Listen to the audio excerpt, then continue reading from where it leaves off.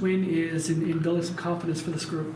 I mean, it's very important. We've played such a tough schedule, and you have another ranked team coming in here, and a player as good as Connor Dillon. I think we've shown pretty much the entire non-conference and last 2 months that we can play with anybody, and we're right there. But at some point, you gotta start having some success. I mean, just to reward some of the hard work. And I don't know that it was our best performance today, but it's good for the guys to get a nice touch, a win in a game, going in the break, and have some good feelings for the ride home. It's a lot of breakup in that second half with all the fouls and everything. How important was it for your group to fight through that and keep its focus, all the way to the final buzzer? Yeah, I mean, it got real choppy. I thought the guys did a much better job than I did of not letting that affect them. They just kept playing, and I need to be better at that.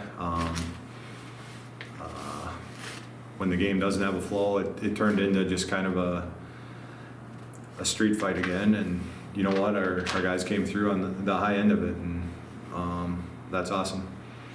Marcus puts up another 30 points for you. I mean, the kid's just doing everything you ask of him. The most impressive part about it is last year he was pretty much a shooter, and he's getting to the rim. And he's still not finishing at the rim at a super high level, but you saw it today on the getting to the free throw line.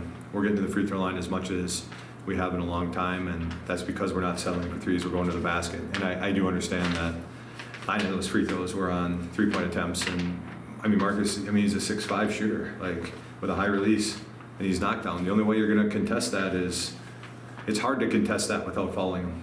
I think they were fouls, and that helped him get to the line too. But when you're as good a scorer as he is, that's things that are going to happen. Dan puts up 13 for you. How important was it to get him more involved in the offense today? It's good. And that was really the thing we wanted out of these last non-conference games. With Dan being out, Dan's a terrific talent, offensive player, but things shift a little bit when he's in there. Just style of play, the type of player he is. And we do things a little differently, and there's an adjustment for everybody getting Dan in there. But Dan is special, and I've been happy with how he defended. He had a couple lapses today. But at the same time, Josh did a heck of a job on Connor Dillon to start.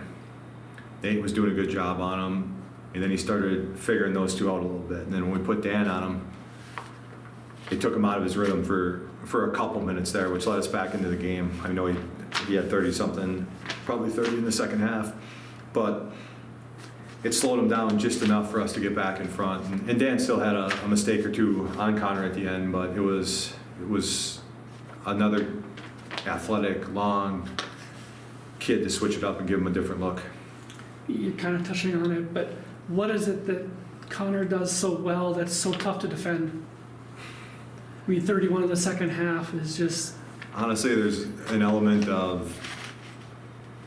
we've had a lot of great scorers here. Some guys just know how to put it in the bucket. He knows what he is. He knows how to get his shots, his step backs. You can tell him... You can tell your guys what he wants to do, but sometimes that's not enough. There was a lot of shots today where we're in the right spot. And secondly, their team is built for him to be successful. They have a lot of bigs that can shoot. There's times when we had to get a bigger guy switched on him, and he took advantage of those matchups almost every single time. Adam has a stretch for you in the second half. I think he got most of his 9 points in that little stretch.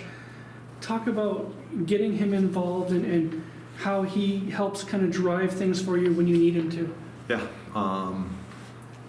that spurt was huge by Hobbs. I do think you're right. Almost all 9 of them were in that little spurt right there, and that was a big part of the game. And Hobbs loves the Huskies. He works hard.